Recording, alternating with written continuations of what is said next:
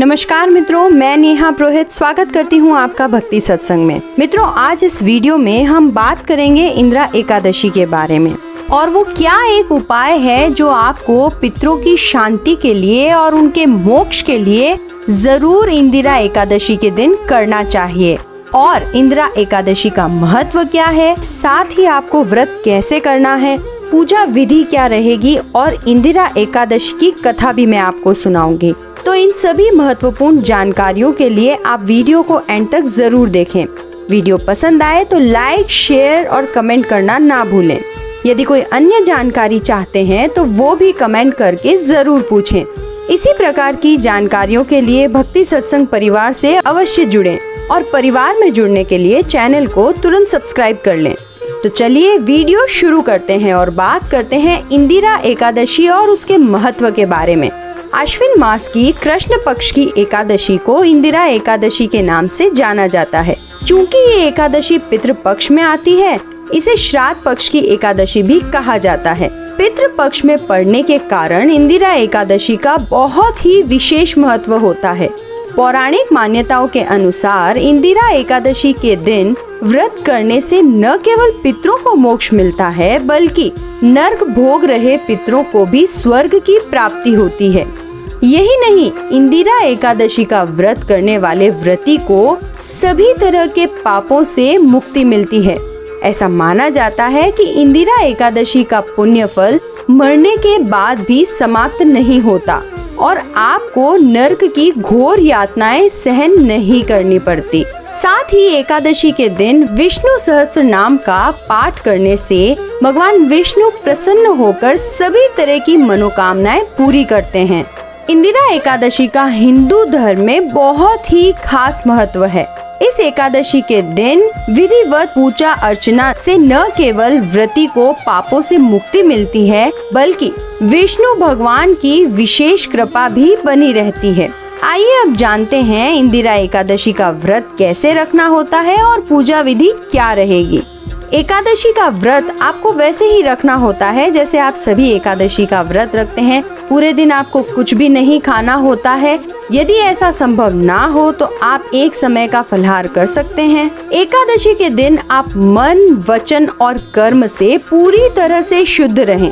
साथ ही घर में भी शुद्धता का पूरा ध्यान रखें। एकादशी की पूजा के लिए सबसे पहले स्नान ध्यान आदि से निवृत्त होकर स्वच्छ कपड़े पहनकर सूर्य भगवान को अर्घ्य अवश्य दें। पितरों को प्रसन्न करने के लिए और पितृ मोक्ष के लिए आपको सूर्य भगवान को अर्घ्य अवश्य देना चाहिए। यहाँ मैं आपको बता दूं कि आपको सूर्य अर्घ्य देते समय इस बात का ध्यान रखना है कि आपको सादे जल का उपयोग नहीं करना है। उसमें आप कुमकुम, रोली, अक्षत या फिर लाल चंदन मिश्रित जल ही उपयोग करें। इसके बाद आप भगवान का ध्यान कर व्रत करने का संकल्प करें। अब भगवान विष्णु को पंचामृत से स्नान करवाएं। यहाँ मैं आपको बता दूं कि यदि आप भगवान विष्णु के शालिग्राम स्वरूप की पूजा अर्चना करते हैं तो वो बहुत ही उत्तम रहेगा। अब धूप, दीप, नैवेद्य से भगवान विष्णु की पूजा अर्चना करें और आप ध्यान रखें कि भगवान को पीला रंग अति प्रिय है, तो आप पीले पुष्प और नैवेद्य का ही उपयोग करें तो बहुत ही फलदायी होगा। और हाँ, साथ ही आप तुलसी पत्र जरूर चढ़ाएं। पूजा करते समय आप भगवान का स्मरण कर ओम नमो भगवते वासुदेवाय मंत्र का जाप भी करते रहें। उसके बाद आप एकादशी की कथा पढ़कर या सुनकर आरती भी करें। इसके बाद पंचामृत तथा प्रसाद का वितरण करें। इन सब के बाद यदि आपके घर में कोई श्राद्ध है तो आप विधिवत उनका श्राद्ध व तर्पण अवश्य करें। ब्राह्मण को भोजन करवाएं और दक्षिणा जरूर दें। पूरा दिन व्रत रख कर रात में जागरण करें। एकादशी का व्रत रख कर भगवान का भजन करना बहुत ही शुभ और फलदायी माना जाता है। द्वादशी के दिन स्नान कर पूजा करें और ब्राह्मण को भोजन कराकर यथासंभव दान अवश्य करें। इसके बाद आप भी पारण कर सकते हैं। दोस्तों, यहाँ मैं आपको बता दूं, इंदिरा एकादशी में पारण करते समय आप इस चीज का ध्यान रखें कि पारण आपको पारण मुहूर्त में ही करना होता है। दोस्तों, ऐसा माना जाता है कि इंदिरा एकादशी की कथा पढ़ने और सुनने मात्र से भगवान विष्णु का आशीर्वाद प्राप्त होता है। साथ ही मनुष्य सब पापों से छूट जाते हैं और सब प्रकार के भोगों को भोग कर बैकुंठ को प्राप्त करते हैं। तो आइए हम भी सुनते हैं इंदिरा एकादशी की कथा।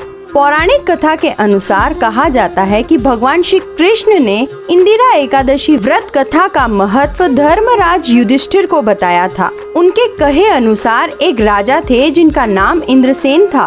राजा अपनी प्रजा के बेहद समीप थे और दिल से उनकी पुकार सुनते थे। राजा की एक और खास बात थी कि वे सच्चे विष्णु भक्त थे और दिन भर में हरि आराधना के लिए वे समय जरूर निकाल लिया करते थे। एक दिन अचानक देवर्षि नारद उनके दरबार में आए। राजा ने भी बेहद प्रसन्न होकर उनका आदर सत्कार किया और दिल से उनकी सेवा में लग गए।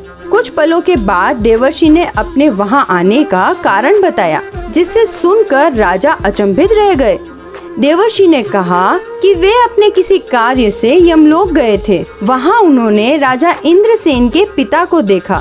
व्रत भंग होने के दोष से उन्हें यमलोक में कष्ट सहना पड़ रहा था। देवर्षि ने राजा से कहा कि तुम्हारे पिता चाहते हैं कि तुम अश्विन मास के कृष्ण पक्ष की एकादशी का व्रत करो और उन्हें इस यातना से, इस पाप से मुक्ति दिलाओ। देवर्षि ने फिर राजा को समझाया कि अश्विन मास के कृष्ण पक्ष की एकादशी पितरों को सद्गति देने वाली होती है और इसका व्रत करने से पितरों को शांति भी मिलती है। इसलिए आप पूरे मन और श्रद्धा के साथ इस एकादशी का व्रत अवश्य करें। इसके बाद राजा ने अश्विन मास के कृष्ण पक्ष की एकादशी यानी कि इंदिरा एकादशी का व्रत किया। इस कथा को आधार मानते हुए हर साल इंदिरा एकादशी का व्रत पूजन किया जाता है ताकि पितरों को शांति मिल सके और स्वयं के लिए भी मोक्ष के द्वार खुल जाएं। इंदिरा एकादशी आप सभी के लिए शुभ रहे। हम आशा करते हैं कि भक्ति सत्संग द्वारा दी गई जानकारी आपके लिए उपयोगी रहेगी। वीडियो देखने के बाद जानकारी को आगे जरूर शेयर करें। साथ ही कमेंट कर कोई अन्य जानकारी चाहते हैं तो वो भी हमें बताएं। चैनल पर अगर नए आए हैं तो चैनल को सब्सक्राइब कर लें। यूं ही बने रहें भक्ति सत्संग परिवार के साथ। धन्यवाद।